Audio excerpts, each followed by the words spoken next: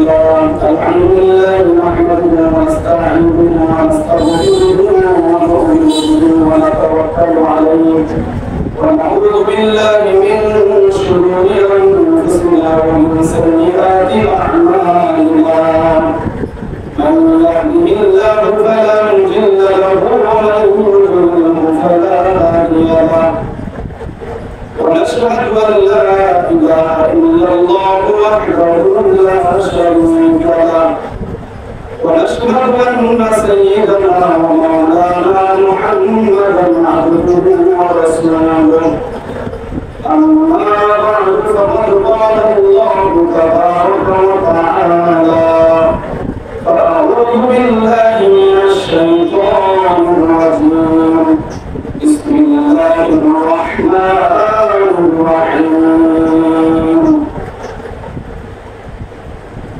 لن ينال الله لحومها ولا دماؤها ولكن يناله التقوى منكم صدق الله مولانا العظيم إن الله وملائكته يصلون على النبي يا أيها الذين آمنوا صلوا عليه وسلموا تسليما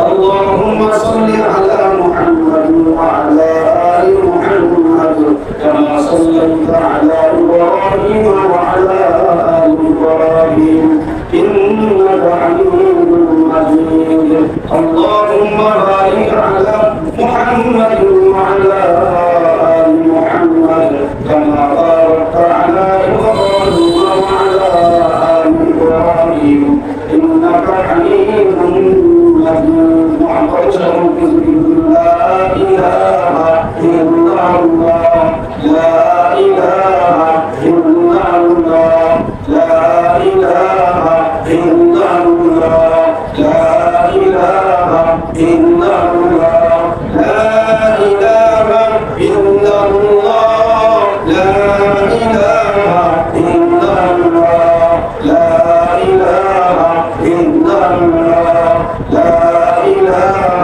إلا الله لا إله إلا الله لا إله إلا الله محمد رسول الله صلى الله عليه وسلم الله الله الله الله الله الله الله الله الله الله الله الله الله لا إله إلا الله محمد رسول الله صلى الله عليه وسلم দুনিয়ার দুনিয়ার মুশরিক আলামিনের ব্যাপারে লক্ষ্য করে সকল মুসলিম যিনি আমাদের পবিত্র জুমার পবিত্র ঈদুল আজহার দিন ঈদুল আজহার নামাজের জন্য মসজিদে আসার তৌফিক দান করেছেন সেজন্য সকলে অন্তরের অন্তরস্থল থেকে কালিমাতুল শুকর আদায় করি আলহামদুলিল্লাহ আলহামদুলিল্লাহ লক্ষ্য করে সালাম মুশরিক শ্রেষ্ঠ নিয়ে কোরআন জনাব মুহাম্মদ রাসূলুল্লাহ সাল্লাল্লাহু আলাইহি ওয়াসাল্লাম তার পরিবার বর্গ তার সকল সাহাবায়ে কেরামের উপর সকলের কোরআন দিন আল্লাহ তাবারক ওয়া তাআলা কোরআন কারীমের মধ্যে বলেন রব্বি হাবলি মিনাস সালিহিন আল্লাহর পয়গম্বর হযরত ইব্রাহিম আলাইহিস সালাতু ওয়াস সালাম আল্লাহ রাব্বুল আলামিনের কাছে দোয়া করতেছেন বৃদ্ধ বয়স হয়ে গেছে 80 থেকে 86 বছর হয়ে গেছে কিন্তু প্রশংসা হয় না হযরত ইব্রাহিম আল্লাহ তাআলার খলিল হযরত ইব্রাহিম আলাইহিস সালাতু ওয়াস সালাম আল্লাহর কাছে দোয়া করতেছেন ও আল্লাহ আমাকে একটা নেককার সন্তান দান করেন রব্বি হাবলি মিনাস সালিহিন আল্লাহ রাব্বুল আলামিন হযরত ইব্রাহিম আলাইহিস সালাতু ওয়াস সালামকে ইবাদত বয়সে আল্লাহ রাব্বুল আলামিন এমন একটা পুত্র সন্তান দান করেন আল্লাহ রাব্বুল আলামিনের পয়গম্বর হযরত ইব্রাহিম আলাইহিস সালাতু ওয়াস সালাম বলেন আল্লাহ আমি তোমার কাছে যে সন্তান চাইছি তুমি যে আমাকে এমন একটা সন্তান দিছো আল্লাহ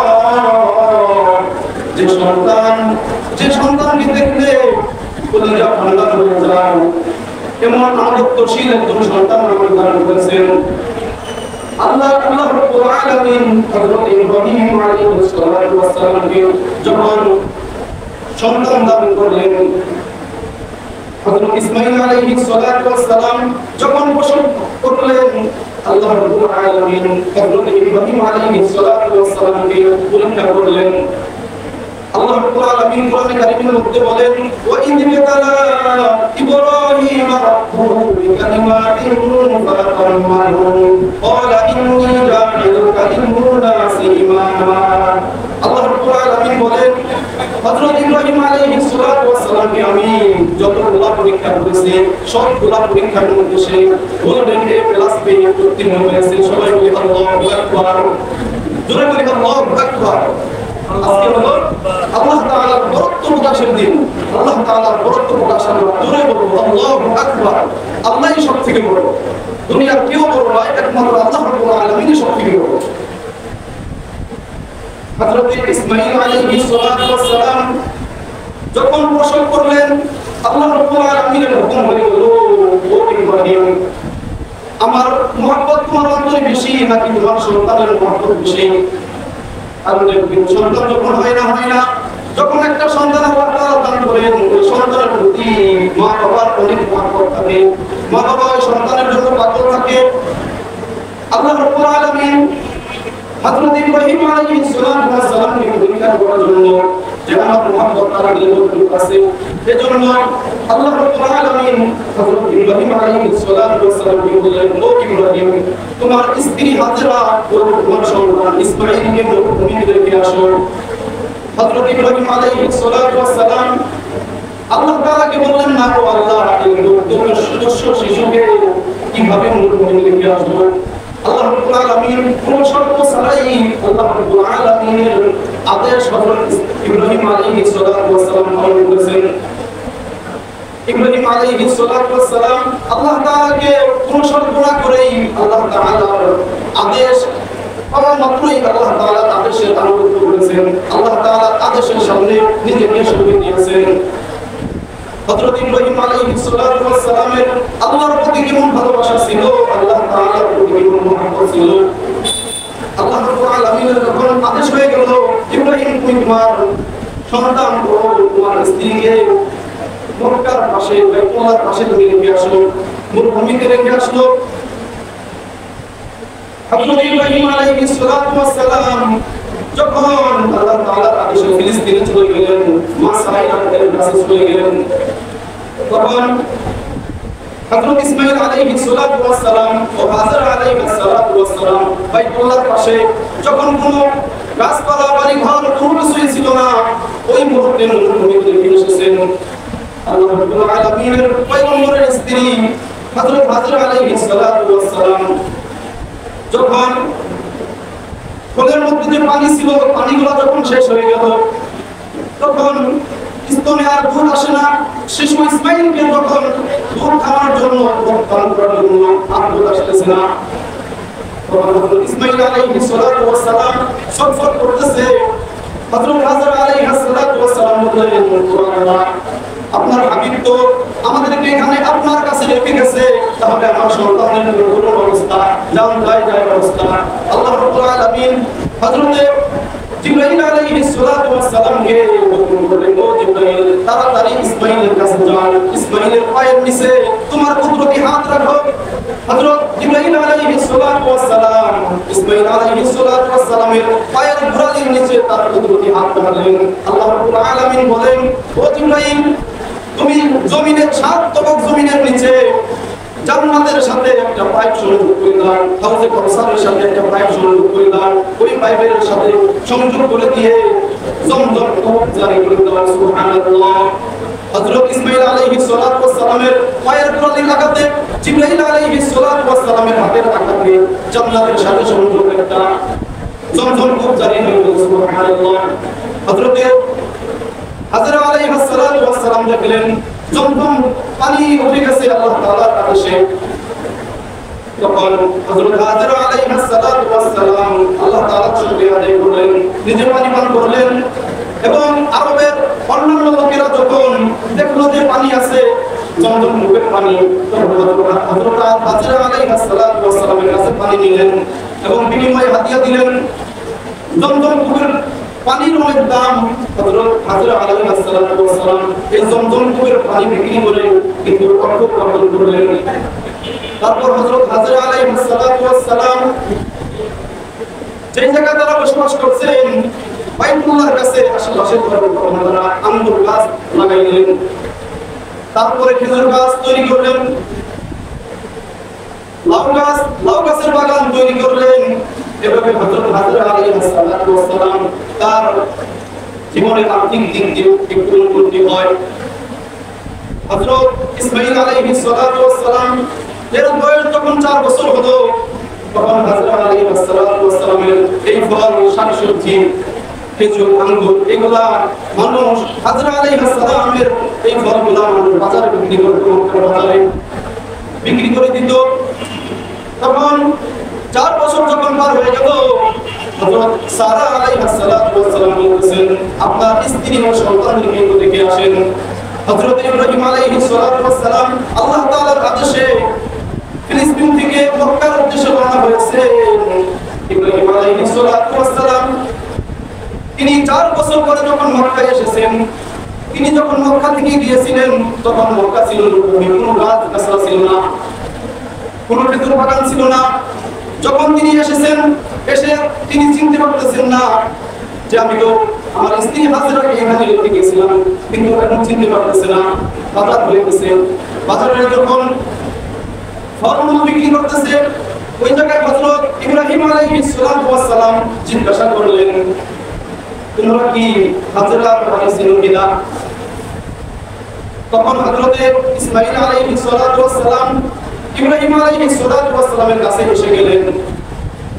লোকেরা দেখে বলল এই ব্যক্তির চেহারা তো তোমার চেহারা, ইসমাঈলের চেহারা আর হযরত ইব্রাহিম আলাইহিস সালাতু ওয়াস সালামের চেহারা একটু মিল ছিল। হযরত হাজরা আলাইহিস সালাতু ওয়াস সালাম তার সন্তান ইসমাঈলকে বলেছিলেন ও বাবা দুনিয়াতে তোমার চেহারার মতো একটা চেহারাই আছে, সে হলো তোমার বাবা ইব্রাহিম। ইসমাঈল আলাইহিস সালাতু ওয়াস সালামের চেহারা আর হযরত ইব্রাহিম আলাইহিস সালাতু ওয়াস সালামের চেহারা মিল ছিল। তখন ইব্রাহিম আলাইহিস সালাতু ওয়াস সালাম যখন ইসমাঈল আলাইহিস সালাতু ওয়াস সালামকে দেখলেন বললেন তোমার মায়ের নাম কি? ইসমাঈল আলাইহিস সালাতু ওয়াস সালাম বলেন আমার মায়ের খবর সবাইকে দিই না, আমার মার খবর সবাইকে দিই না। তখন হযরত হাজরা আলাইহিস সালাতু ওয়াস সালামের কাছে যখন সংবাদ দিল হযরত হাজরা আলাইহিস সালাতু ওয়াস সালাম স্বামীকে দেখে ইব্রাহিমকে যখন দেখলেন তখন ইব্রাহিমের কাছে সুবহানাল্লাহ করলেন।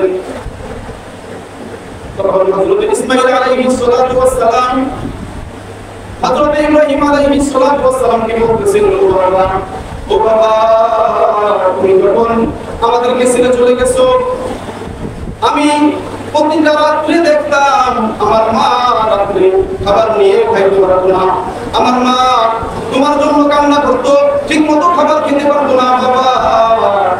হযরত ইসমাঈল আলাইহিস সালাতু ওয়াস সালাম বলেন ও বাবা আর আমি দেখছি মায়ের বালিশের নিচে একটা জামা ছিল, এই জামাটা বুকে জড়ায় আর শুধু কাঁদে আর কাঁদে।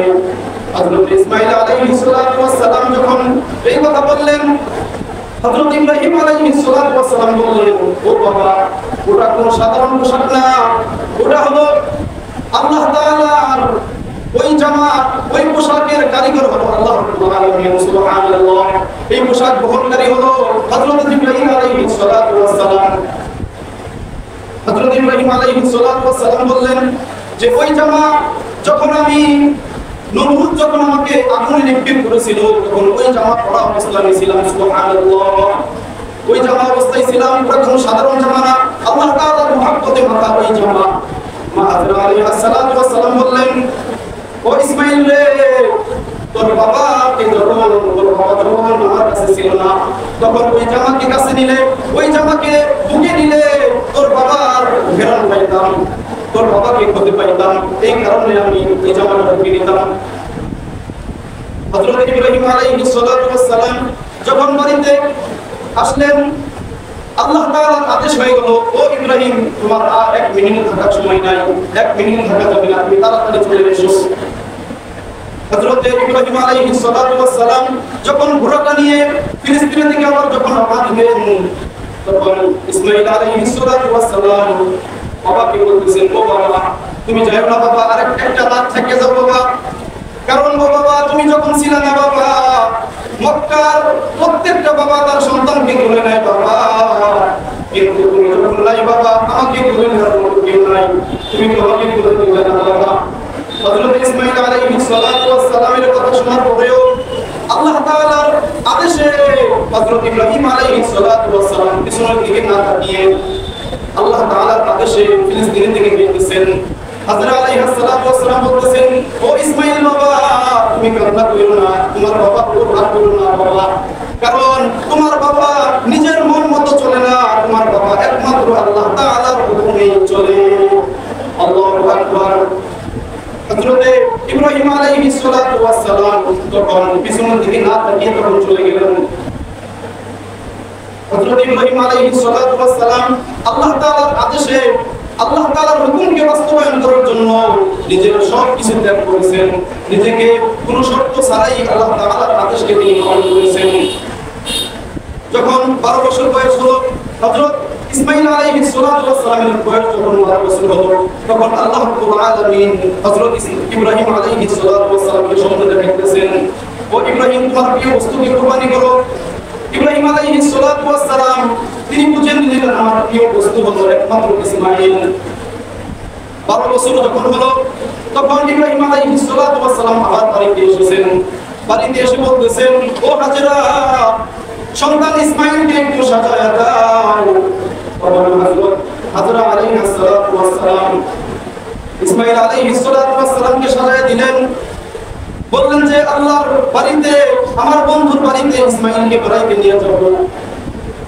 হযরত হাজরা আলাইহিস সালাতু ওয়াস সালাম শিশু ইসমাঈলকে সাজায়া দিলেন। এখান থেকে আমাদের একটা শিক্ষণীয় বিষয় হলো, কুরবানির পশুদেরকে আমরা যদি আদর যত্ন করি, কুরবানির পশুদেরকে আমরা যারা মা বোনেরা আছি, কুরবানির পশুকে যদি তেল লাগাই দেই, কুরবানির পশুকে যদি একটু আদর করে দেই এবং দূর থেকে দেখি, আর যদি হযরত ইসমাঈল আলাইহিস সালাতু ওয়াস সালামের কথা স্মরণ করি, হাজরা আলাইহিস সালাম তো তার সন্তান ইসমাঈলকে এইভাবে সাজায় দিয়েছিল, তাহলে এখান থেকে বোঝা যায় যে যে সমস্ত মহিলারা কুরবানির পশুকে আদর যত্ন করবেন, ওই সমস্ত মহিলারা হযরত হাজরা আলাইহিস সালাতু ওয়াস সালামের সাথে জান্নাতে হাজরা আলাইহিস সালাতু ওয়াস সালামের সাথে যেতে পারবেন। সুবহানাল্লাহ। হযরত ইব্রাহিম আলাইহিস সালাতু ওয়াস সালাম বললেন, বন্ধুর বাড়িতে বেড়াইতে নিয়ে যাব। তখন প্রতিমধ্যে যখন রওনা দিছে, মিনা বাজারে যখন যাবে, জবাইর স্থান হলো মিনা বাজার, মক্কার মিনা বাজার। মিনা বাজারে যাওয়ার আগে প্রতিমধ্যে হযরত ইব্রাহিম আলাইহিস সালাতু ওয়াস সালাম সন্তান ইসমাঈলকে বলতেছেন, ও বাবা ইয়া বুনাইয়া ইন্নী আরা ফিল মানাম আন্নী আযবাহুকা ফানজুর মাযা তারা। ইব্রাহিম আলাইহিস সালাতু ওয়াস সালাম তার সন্তান ইসমাঈলকে বলতেছেন, ও আমার সন্তান আমি তো স্বপ্নে দেখেছি তোমাকে জবাই করতেছি। হযরত ইসমাঈল আলাইহিস সালাতু ওয়াস সালাম বললেন, ইয়া আবাতি ফাআল মা তুমার সাতাজিদুনি ইনশাআল্লাহু মিনাস সাবিরিন। ও বাবা আপনি যা স্বপ্ন দেখেছেন এই স্বপ্ন আপনি বাস্তবায়ন করুন, আমাকে ধৈর্যশীলদের মধ্যে পাবেন। হযরত ইসমাঈল আলাইহিস সালাতু ওয়াস সালাম যখন মক্কার মিনা বাজারে নিয়ে গেল, তখন ইসমাঈল আলাইহিস সালাতু ওয়াস সালাম বললেন, ও বাবা আমাকে কুরবানি করবার কোনো বাধা নাই বাবা, কিন্তু আমার মার কাছে যদি একটু বসে আসতাম বাবা, তাহলে আমি মার কাছ থেকে বিদায় নিয়ে আসতাম বাবা, মার কাছ থেকে আমি শেষ বিদায়ের সালাম দিয়ে আসতাম বাবা। ইসমাঈল আলাইহিস সালাতু ওয়াস সালাম বললেন, ও বাবা বলো নাই ঠিক আছে, কোনো আপত্তি নাই বাবা, কিন্তু যখন আমাকে জবাই করার পর যখন আপনি বাড়িতে যাবেন বাবা, আমার মা যখন দেখবে যে আপনার সাথে আমি নাই, তখন আমার মা হয়তো কান্না করে বেহুশ হয়ে যাবে। এই কারণে আমার মাকে আপনি রাগ করবেন না, আমার মাকে রাগ করবেন না। হযরত ইসমাঈল আলাইহিস সালাতু ওয়াস সালাম বললেন, ও বাবা আপনি তো আমাকে জবাই করবেন আল্লাহর হুকুমে, আল্লাহর হুকুম আপনি বাস্তবায়ন করুন। আমাকে হাত পা গুলা বেঁধে নেন, আপনার চোখ গুলা বেঁধে নেন। যদি আপনার চোখ দুটি না বাঁধেন, জবাই করার সময় হয়তো আমার প্রতি মায়া লেগে যেতে পারে। এই কারণে আপনি আপনার চোখটা বেঁধে নেবেন। হযরত ইসমাঈল আলাইহিস সালাতু ওয়াস সালাম বললেন, বাবা আমার হাত পা বেঁধে নেবেন, কারণ জবাইয়ের সময় যখন নাড়াচাড়া হবে বাবা, হয়তো আমার হাত পা লাথি আপনার গায়ে লেগে যেতে পারবে, লাথি গায়ে লেগে যেতে পারে। এই কারণে বাবা আমার হাত পা গুলাকে একটু বেঁধে দিন বাবা। হযরত ইসমাঈল আলাইহিস সালাতু ওয়াস সালাম যখন এই কথা বললেন, ইব্রাহিম আলাইহিস সালাতু ওয়াস সালাম তার চোখটা বেঁধে জবাইয়ের জন্য ট্রেনিং করেছেন। এই অবস্থায় তাফসীরের কিতাবে আছে হযরত ইব্রাহিম আলাইহিস সালাতু ওয়াস সালামের হাতে যে ছুরি ছিল, ওই ছুরির ধারালো অংশে আল্লাহ রাব্বুল আলামিন তামাল লাগিয়ে দিয়েছেন, সুবহানাল্লাহ, যাতে গলা না কাটে। এই কারণে ধারালো অংশে আল্লাহ রাব্বুল আলামিন তামাল লাগিয়ে দিয়েছেন। হযরত জিবরাইল আলাইহিস সালাতু ওয়াস সালাম কি বলতেছেন, ও জিবরাইল তুমি কোথায়? আমার বন্ধু ইসমাঈলকে আমার হাবিব, আমার খলিল তার সন্তানকে জবাইয়ের জন্য প্রস্তুত হয়ে গেছে। আমার খলিল শতভাগ পাস হয়েছে, গোল্ডেন এ প্লাস পেয়ে পরীক্ষায় উত্তীর্ণ হয়েছে। আমার তো সন্তানকে জবাই করার মাকসাদ না, আমার আদেশে, আমার উদ্দেশ্য হলো আমার আদেশে সন্তানকে কুরবানি করার জন্য প্রস্তুত কিনা, আমার আদেশে পালন করতে প্রস্তুত আছে, এটা হলো দেখার উদ্দেশ্য। আল্লাহ রাব্বুল আলামিন জিবরাইলকে বলতেছেন, ও জিবরাইল তুমি কোথায়? বলতেছেন, আল্লাহ আমি তো সাত আসমানের উপরে সিদরাতুল মুনতাহায় আছি। তুমি তাড়াতাড়ি যাও, জান্নাত থেকে একটা দুম্বা নিয়া ইসমাঈলকে সরায় দিয়া ইসমাঈল আলাইহিস সালামের জায়গায় জান্নাতি দুম্বা জবাই করে দাও, সুবহানাল্লাহ। জিবরাইল আলাইহিস সালাম আসমান থেকে যখন আসতেছে, আয়াত নাযিল হয়ে গেছে, ওয়ানা দাইনাহু ইয়া ইব্রাহিম قد صدقت الرؤيا إنا كذلك نجزي المحسنين। আল্লাহ রাব্বুল আলামিন বলতেছেন, ও ইব্রাহিম তুমি স্বপ্নকে বাস্তবায়ন করেছো, তুমি যে স্বপ্নে দেখেছো ওই স্বপ্নকে তুমি বাস্তবায়ন করেছো, নিশ্চয়ই আমি সৎকর্মশীলদের পরিদান দিয়ে থাকি। হযরত ইব্রাহিম আলাইহিস সালাতু ওয়াস সালামের আল্লাহর প্রতি তার মহব্বত কেমন ছিল, নিজের সন্তানকে জবাইয়ের জন্য তিনি দ্বিধা করেন নাই। হযরত ইব্রাহিম আলাইহিস সালাতু ওয়াস সালামের এই শিক্ষা, এই ঘটনা থেকে আমরা শিখতে পাই যে আল্লাহ তাআলার আদেশ যখন আমাদের কাছে আসবে, কোন শর্ত ছাড়াই আল্লাহ তাআলার আদেশকে মেনে নেওয়া, কোন শর্ত ছাড়াই আল্লাহ তাআলার আদেশের সামনে নিজেকে সঁপে দেওয়া, দ্বীনের জন্য, ইসলামের জন্য সর্বোচ্চ ত্যাগ করা, প্রয়োজনে জীবনও দিয়ে দেওয়া, আল্লাহ তাআলার আদেশ পালন করার জন্য। আল্লাহ রাব্বুল আলামিনের খলিল হযরত ইব্রাহিম আলাইহিস সালাতু ওয়াস সালাম আল্লাহ তাআলাকে ভালোবাসতেন। এই কারণে আমাদের ইব্রাহিমী চেতনা ও ইসমাঈলী চেতনায় উজ্জীবিত হওয়া দরকার। ইব্রাহিমী চেতনায় যদি আমরা উজ্জীবিত হই, তাহলে আল্লাহ রাব্বুল আলামিনের প্রিয় পাত্র আমরা হতে পারব, আল্লাহ রাব্বুল আলামিনের প্রিয় হাবিব আমরা হতে পারব, এবং আল্লাহ রাব্বুল আলামিনের পক্ষ থেকে কাল কিয়ামতের দিন আমাদের মৃত্যুর সাথে সাথে জান্নাতের সুসংবাদ পেয়ে যাব। এই কারণে আল্লাহ রাব্বুল আলামিনের আদেশ যখন আমাদের কাছে আসবে, আমরা কোনো শর্ত ছাড়াই আল্লাহ রাব্বুল আলামিনের আদেশের সামনে নিজেকে সঁপে দেব, নিজেকে কুরবান করে দেব, তাহলে আল্লাহ রাব্বুল আলামিন আমাদেরকে তার প্রিয় মাহবুব, প্রিয় হাবিব বানিয়ে নেবেন। আজকে তো পবিত্র ঈদুল আজহার দিন। এই পবিত্র ঈদুল আজহা থেকে আমাদের আরেকটা শিক্ষা হলো যে নিজের জন্য তো দিনের জন্য প্রত্যেকটা ক্ষেত্রে আমরা নিজেকে সঁপে দিব। আরেকটাই হলো আমরা এই ঈদুল আজহাতে তাওহীদের শিক্ষা পাই। ঈদুল আজহাতে আল্লাহ তাআলার বরত্ব প্রকাশ করা হয়, আল্লাহু আকবার, আল্লাহু আকবার, লা ইলাহা ইল্লাল্লাহ, আল্লাহু আকবার, আল্লাহু আকবার, লিল্লাহিল হামদ। এটা হলো আল্লাহ তাআলার বরত্বের ঘোষণা। এই জায়গা থেকে আমরা তাওহীদের শিক্ষা পাই।